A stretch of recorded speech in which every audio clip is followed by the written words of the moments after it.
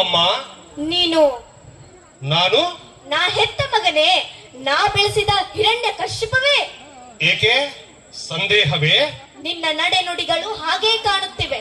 ಏಕೆ ಏನಾಗಿದೆ ಅಂತ ಅಪರಾಧ ನಮ್ಮಿಂದ? ನೀನು ವರ ಪಡೆದುಕೊಂಡು ಬಂದ ಮೇಲೆ ಮೊದಲಿನಂತಿಲ್ಲ, ನೀನೇ ಸರ್ವೇಶ್ವರನೆಂದು ಮೆರೆಯುತ್ತಿರುವೆ. ಹೌದು, ಏನಾಯಿತೀಗ? ನಿನ್ನಲ್ಲಿ ಅಹಂಕಾರ ತುಂಬಿ ತುಳುಕುತ್ತಿದೆ. ತುಳುಕಲಿ.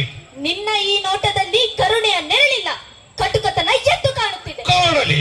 ಹೆತ್ತ ಮಗನನ್ನು, ಆ ಹಸುಕಂದನನ್ನು ಕೊಲ್ಲಲು ಆಜ್ಞಾಪಿಸುತ್ತಿರುವೆ ಅಲ್ಲ, ಏಕೆ? ಅವನು ನನ್ನ ಶತ್ರು. ಏನಂದೆ? ಶತ್ರುವೆ? ಅವನು ನಿನ್ನ ಮಗನಲ್ಲವೇ?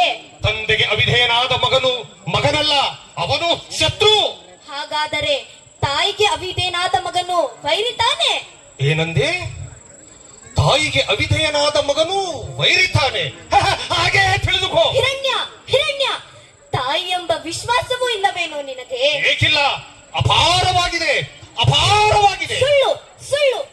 ಈಗ ನಿನ್ನಲ್ಲಿ ವಿನಯವಿಲ್ಲ, ವಿಧೇಯತೆಯೂ ಇಲ್ಲ, ಹಿರಿಯರು ಎಂಬ ಗೌರವ ಭಕ್ತಿಯೂ ಇಲ್ಲ.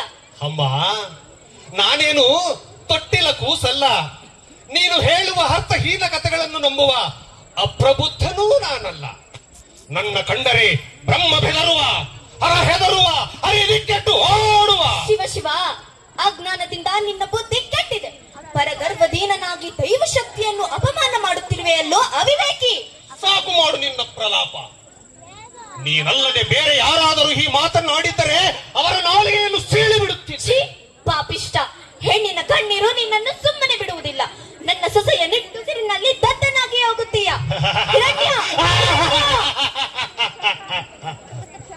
ಸರ್ವೇಶ್ವರನಿಗೆ ವಿವೇಕವಾಣಿ, ಸರ್ವಜ್ಞನಿಗೆ ಬುದ್ಧಿಯ ಮಾತುಗಳು. ಯಾರಲ್ಲಿ ಎಳೆದುಕೊಂಡು ಹೋಗಿ ಈ ಮುದಿಗೂಬೆಯನ್ನು ಅವಳ ಆಶ್ರಮಕ್ಕೆ ತಳ್ಳಿ ಬನ್ನಿ. ಹಿರಣ್ಯ, ನನ್ನ ಮಗನೇ, ಇನ್ನು ನೀನು ಉದ್ಧಾರ ಆಗಲಾರೆ. ಇನ್ನು ನಿನ್ನನ್ನು ಯಾರೂ ರಕ್ಷಿಸಲಾರರು. ಮಗನೇ,